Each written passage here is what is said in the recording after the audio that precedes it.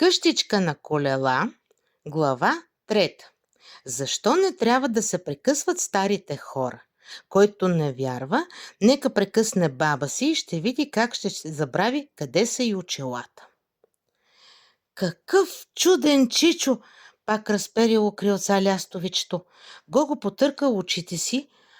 Ако не била къщичката на колела, щял да си помисли, че е сънувал. Почукал на вратичката и влязал. Вътре в къщичката имало креватче, масичка и столчета, а лястовичето подхвръкнало до гнездото под стряхата. То било прекрасно гнездо, даже смек и топъл пух. Да тръгваме, бате Гого! Качвай се! Лястовичето кацнало на комина, Гого се качил в къщичката, излязал на балкончето. Хайде, къщичке, тръгни! Казал Гого. Хайде, бе, чудна къщичке, тръгвай към Африка! Помолило се и лястовичето. Къщичката не помръдвала. Гого слязал и огледал от всички страни. Мушнал се отдолу, измъкнал се от другата страна. Ама че къщичка нито има мотор, нито манивела, нито кормило. Може би пък трябва да я бутне малко. Ти, лястовиче, стой си на комина, аз ще я бутна сам. Бутнал я Гого с ръце, с рамо, краката му направил ямка в земята. Къщичката не помръдвала. Лястовичето тихо подхвръкнало от чудната къщичка на истинската къща, за да не тежи. Сигурно е развалена, бате Гого. Да повикаме Чичо Ох да я поправи. Чакай, лястовиче, защо да си хабим цялото викане? Ще бутам, докато се уморя. Ау, каква чудна къщичка! Ау!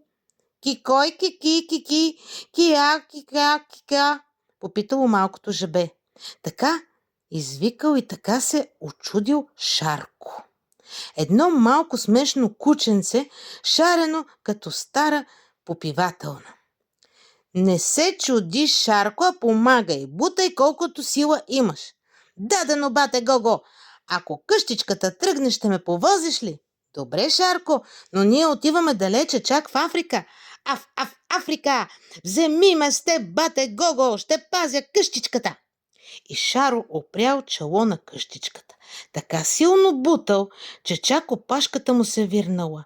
Духнал хладен ветрец, разрошил лястовичето. Човчицата му затракало от студ. Кихнал. Гого от мятане, от бутане, седнал на прага да си почине. И толкова бил уморен, че забравил да каже на Шарко. А Шарко бутал всички сили и чак подритвал с задните си крачета. Лястовичето кихнало още един път. Ех, няма що, рекал Гого. Трябва да повикаме Чичо Ох, хайде, лястовиче, викай с мен. Ох, ох, ох! И в този миг до тях тупнала шапката на Чичо Ох, а след още един миг и самия Чичо Ох скочил върху нея. Ех, ама много силно викате! Шапката ми падна от бързане, кой ме вика и защо? Аз си, лястовичето, чудната ти къщичка не върви. Как така да не върви? Така не помръдва даже, казало лястовичето. Момент, сега ще проверя. И Чичо Ох запял. Тралала, тралала, къщичка е на колела, щом запея песничка, песничка чудесничка, през поля и планини, чудна къщичка тръгни. Чичо Ох я бутнал с малкия си пръс и къщичката веднага тръгнала, а Шаро извикал радостно. Аура, бате Гого, бутнах къщичката! Ала изведнъж Шарко видял шапката на Чичо Ох и така се оплашил, че се мушнал под къщичката. Тя вървяла напред и назад, където й пожелал Чичо Ох, а Шарко пълзял под нея и не смел да си покаже муцуната. Виждаш ли, Петърчо, къщичката върви чудесно, един път ме повика, остава ти още 2 пъти. Ама, Чичо Ох, това не се смята, ти не ми каза, че къщичката върви с песен. Да, вярно, напълно вярно, защото ти сигурно си ме прекъснал. Иванчо, и аз съм забравил какво да ти кажа. Няма значение, прощавам ти. Важното е, че ти остават още 2 пъти. Ама кой е скочил върху шапката ми? Ама моля ви се, това вече не е шапка, а тутманик. Сега пак трябва да ходя на шапкар. Лесно ви е на вас. Ох, ох, ох, и че идва Чичо Ох, а аз няма кой да повикам. Чичо Ох взел шапката си, пооправил я, поотупал я, туп от тука, туп оттам и изведнъж така силно е потупал, че и шапката му и той изчезнали. А Шарко се подал изпод чудната къщичка и подушил облачетата прах. Ох, изписукало лястовичето. Гого поскочил и му хванал човката с два пръста. Стига! Както е тръгнало Чичо, ох, ще си вземе къщичката преди да тръгнем. Защо окаш сега? Но лястовичето не можело да му каже, защото я си стиснете устата с два пръста и се опитайте да кажете искам сладолед. Само малкото оче на птичето ставало все по-голямо и по-голямо и още по-голямо, колкото огледалце. Гого погледнал в огледалцето и видял Пис-Писана, която пред това се облизвала. О, каква къщичка, мяу, казала Пис-Писана и се облизала. О, защо има колела?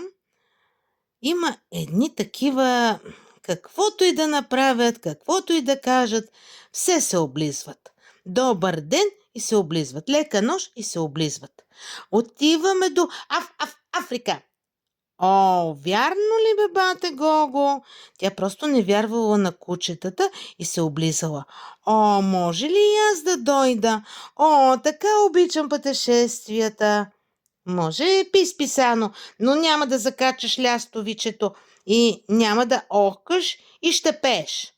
О, бате Гого, благодаря. О, аз как пея. О, до, ре, ми, фа, сол, си, до. Изпяла Пис-Писана и се облизала. Хайде, качвайте се, казал Гого, и всички пейте.